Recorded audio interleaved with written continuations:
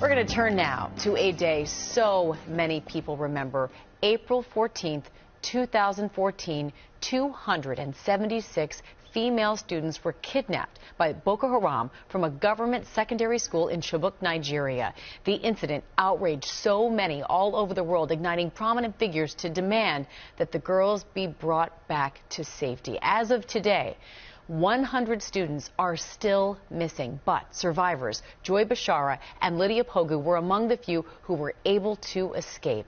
And just last week, 7 years and 16 days after their kidnapping and their harrowing escape, we are so happy to say that Joy and Lydia were able to celebrate a momentous occasion. Yes, their graduation from college, Southeastern University in Lakeland, Florida. And there you see Joy and Lydia here today to share their powerful story. First of all, congratulations to you both. What an incredible accomplishment. You know, here was a group that was trying to stop women, stop girls from getting educated, and now you two both have college degrees. So I am so proud and so happy for both of you. And Joy, I want to begin with you because I know you've shared your story, both of you have, about how you were able to escape. Can you give us just an idea of how that was, how you were able to do that given those circumstances? Joy, I'll begin with you.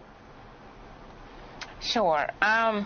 Yeah, so at the heat of that moment, we were all in the back of a truck, like 3 different trucks they took us in. So we were all in the trucks, and I just remembered wondering if I will ever be able to see my family or loved ones again. And I remember thinking of what my mom will do at that moment. And my answer came back to be prayer. So I did pray. And like 5 minutes after my prayers, there was a car that is among that the Boko Haram people were in, and it couldn't move anymore, so they needed to fix it. And due to the fact that they drove far away from town, and now we are far away, they couldn't go back and steal another car.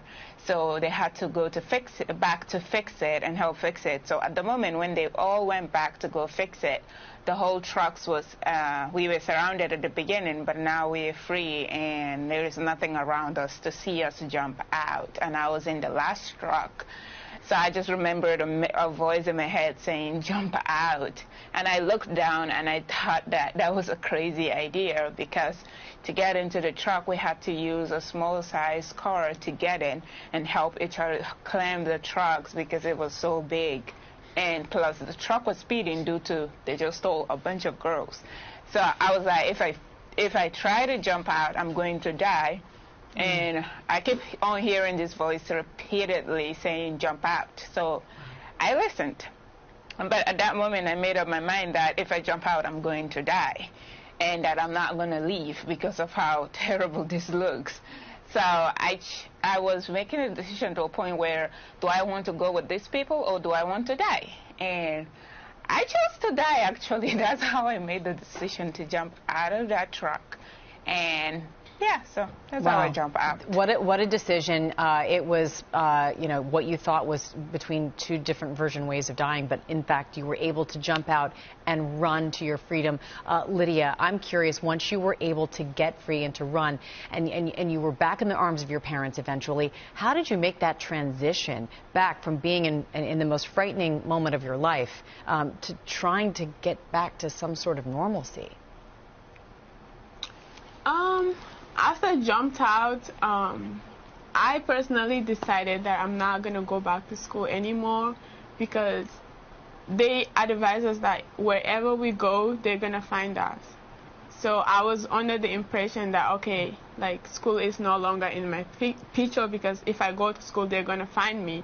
So I decided to just stay with my parents until we got called, Joe and I, to come to American Embassy to talk to, you know, Congress Federer Wilson and Congress Joy, right?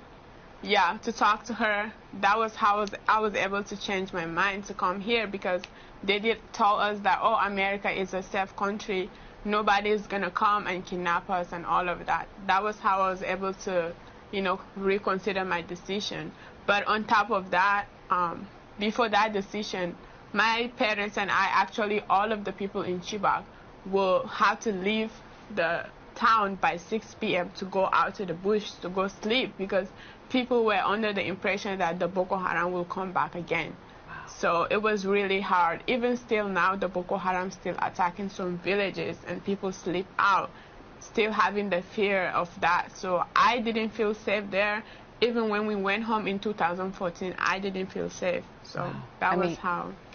It is hard to imagine what you all have been through physically, emotionally, mentally, and then at the same time, Joy, so many highs, so many lows, but walking across that stage, what did it feel like when you received that college diploma despite all you've been through? It was awesome. I felt great. I felt great because I remember being told that I will not even be able to finish high school, that I'm very dumb and I won't be able to get there. And all those harsh words at the time tore me down and made me so discouraged. But I didn't give up. At the time, I used to go to high school classes with everyone else and also taking GED lessons on the sides and stuff like that. I never gave up or listened to the negative thoughts. And walking on that stage like on last Friday, it felt great to actually put those who told me I could never graduate back to like, wow, I thought you wouldn't make it, you know what I mean? So it was exciting to walk on that stage. Wow. After being told you can't do it. They say the best revenge is success, and it looks like you've accomplished that. And I'm curious, Lydia, what's next for you? You've got your diploma, you've got your degree. Where is your future headed? So I got my degree in legal studies, which means pre-law. So I'm trying to get my master again at SCU in human services. So thank God to SCU for, offering me the opportunity to, further my future, like my education. So I'm grateful for that. So that's what I'm doing, and then going back to law school after I'm done with my master's. Wow. I mean, it is so remarkable and incredible to see what you all have done and where you're headed next. We hope you stay in touch. But you know what? We're not the only ones who are impressed with what you two have been able to do. Our friends at Talbot's heard you were coming on the show today, and they want you both to start your future careers or even future bigger educational goals on the right foot, and they know it's important to dress to impress, so they are giving you each a $5,000 gift card to help you support on your path to success. Wait, yeah, it's a shopping spree, ladies. Wow, that is so awesome. Thank you so much. Thank you so much. Well, that made my whole day. Well, you made our day, and your story, seriously, is so inspirational to anybody and to everyone out there. Joy and Lydia, thank you so much for being with us. We are cheering you on. We're wishing you the very best with your next steps, and thank you for coming on the program. Please be well. Of course. Thank you so much for having us.